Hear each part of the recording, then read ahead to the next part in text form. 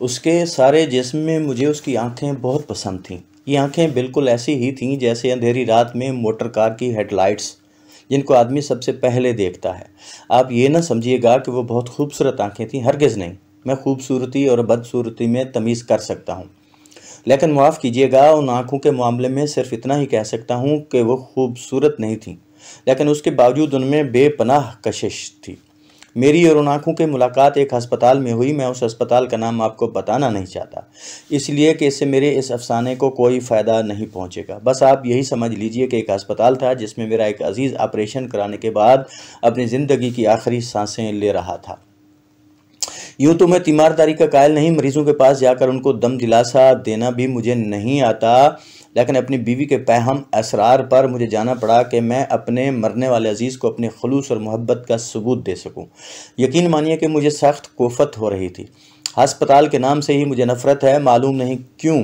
شاید اس لیے کہ ایک بار بمبئی میں اپنی بوڑھی ہمسائی کو، جس کی کلائی میں موچ آ گئی تھی، مجھے جے جے ہسپتال میں لے جانا پڑا تھا۔ وہاں کیوالٹی ڈپارٹمنٹ میں مجھے کم از کم 2.5 گھنٹے انتظار کرنا پڑا تھا۔ وہاں میں جس آدمی سے بھی ملا لوہے کے مانند سرد اور بے حس تھا۔ میں ان آنکھوں کا ذکر کر رہا تھا جو مجھے بے حد پسند تھیں۔ پسند کا معاملہ انفرادی حیثیت رکھتا ہے۔ بہت ممکن ہے اگر آپ یہ آنکھیں دیکھتے تو آپ کے دل و دماغ میں کوئی رد عمل پیدا نہ ہوتا۔ یہ بھی ممکن ہے کہ آپ سے اگر ان کے بارے میں کوئی رائے طلب کی جاتی تو آپ کہہ دیتے نہایت واہیات آنکھیں ہیں۔ لیکن جب میں نے اس لڑکی کو دیکھا تو سب سے پہلے مجھے اس کی آنکھوں نے اپنی طرف متوجہ کیا۔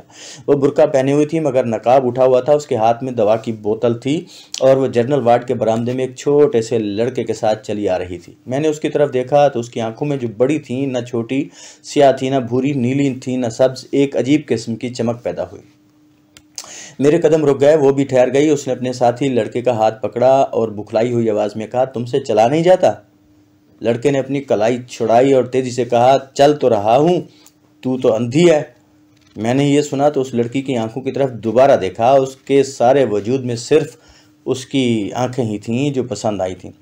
میں آگے بڑھا اور اس کے پاس پہنچ گیا۔ اس نے مجھے پلکیں نہ جھپکنے والی آنکھوں سے دیکھا اور پوچھے، ایکس رے کہاں لیا جاتا ہے؟ اتفاق کی بات ہے کہ ان دنوں ایکس رے ڈپارٹمنٹ میں میرا ایک دوست کام کر رہا تھا اور میں اسی سے ملنے کے لیے آیا تھا۔ میں نے اس لڑکی سے کہا، آؤ میں تمہیں وہاں لے چلتا ہوں، میں بھی ادھر ہی جا رہا ہوں۔ لڑکی نے اپنے ساتھی لڑکے کا ہاتھ پکڑا اور میرے ساتھ چل پڑی۔ میں نے ڈاکٹر صادق کا پوچھا تو معلوم ہوا کہ وہ ایکس رے لینے میں مصروف ہیں۔ دروازہ بند تھا اور باہر مریضوں کی بھیڑ لگی تھی۔ میں نے دروازہ کھٹکھٹایا، اندر سے تیز و تند آواز آئی، کون ہے؟ دروازہ مت ٹھوکو۔ لیکن میں نے پھر دستک دی۔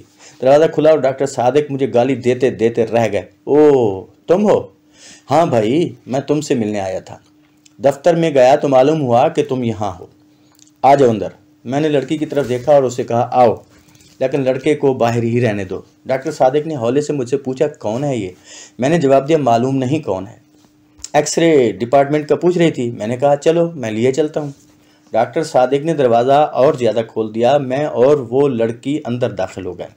4-5 مریض تھے۔ ڈاکٹر صادق نے جلدی جلدی ان کی اسکریننگ کی اور انہیں رخصت کیا۔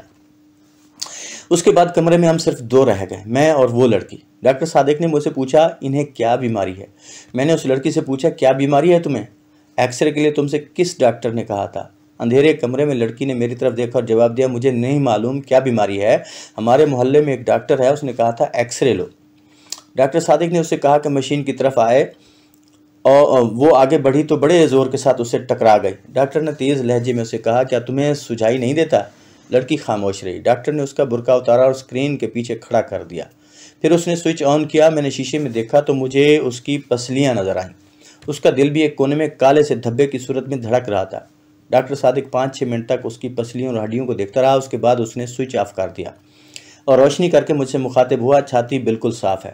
لڑکی نے معلوم نہیں کیا سمجھا کہ اپنی چھاتیوں پر جو کافی بڑی بڑی تھیں دوپٹے کو درست کیا اور برقع ڈھونڈنے لگی۔ برقع ایک کونے میں میز پر پڑا تھا۔ میں نے بڑھ کر اسے اٹھایا اور اس کے حوالے کر دیا۔ ڈاکٹر صادق نے رپورٹ لکھی۔ اس سے پوچھا، تمہارا نام کیا ہے؟ لڑکی نے برقع اوڑھتے ہوئے جواب دیا، جی میرا نام حنیفہ ہے۔ حنیفہ۔ ڈاکٹر صادق نے اس کا نام پرچی پر لکھا اور اس کو دے دی۔ جاؤ یہ اپنے ڈاکٹر کو دکھا دینا۔ لڑکی نے پرچی لی اور قمیص کے اندر اپنی انگیا میں اڑس لی۔ جب وہ باہر نکلی تو میں غیر ارادی طور پر اس کے پیچھے پیچھے تھا۔ लेकिन मुझे उसका पूरी तरह एहसास था कि डॉक्टर सादिक ने मुझे शक की नज़रों से देखा था। उसे जहाँ तक मैं समझता हूँ उस बात का यकीन था कि इस लड़की से मेरा ताल्लुक़ है। हालांकि जैसा आप जानते हैं ऐसा कोई मामला नहीं था, सिवाय इसके कि मुझे उसकी आंखें पसंद आ गई थी। मैं उसके पीछे पीछे था। उसने अपने साथी लड़के की उंगली पकड़ी हुई थी। जब वो तांगों के अड्डे पर पहुंचे तो मैंने हनीफा से पूछा, तुम्हें कहाँ जाना है? उसने गली का नाम लिया तो मैंने उससे झूठ मूठ कहा, मुझे भी उधर ही जाना है, मैं तुम्हें तुम्हारे घर छोड़ दूंगा। मैंने जब उसका हाथ पकड़कर तांगे में बिठाया तो मुझे महसूस हुआ कि मेरी आंखें एक्सरेज का शीशा बन गई हैं। मुझे उसका गोश्त पोस्ट दिखाई नहीं देता था, सिर्फ ढांचा नजर आता था। लेकिन उसकी आंखें वो बिल्कुल साबित और सालिम थीं, जिनमें बेपनाह कशिश थी। मेरा जी चाहता था कि उसके साथ बैठूं, लेकिन ये सोचकर कोई देख लेगा मैंने उसके साथी लड़के को उसके साथ बिठा दिया और आप अगली नशिस्त पर बैठ गया। मैं सआदत हसन मंटू हूँ। मंटू, ये मंटू क्या हुआ? कश्मीरियों की एक ज़ात है, हम भी कश्मीरी हैं। अच्छा, हम किंग वॉइस हैं।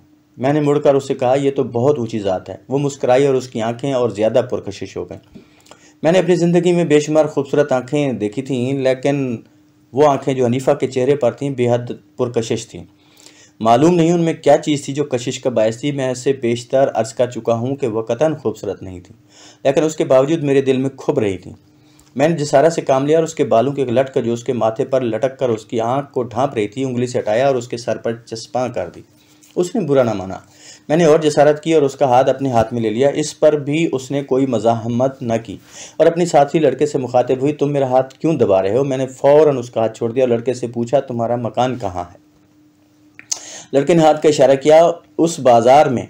तांगे ने उधर का रुख किया। बाजार में बहुत भीड़ थी, ट्रैफिक भी मामूल से ज़्यादा। तांगा रुक रुक कर चल रहा था। सड़क में चूंकि गड्ढे थे इसलिए ज़ोर के धचके लग रहे थे।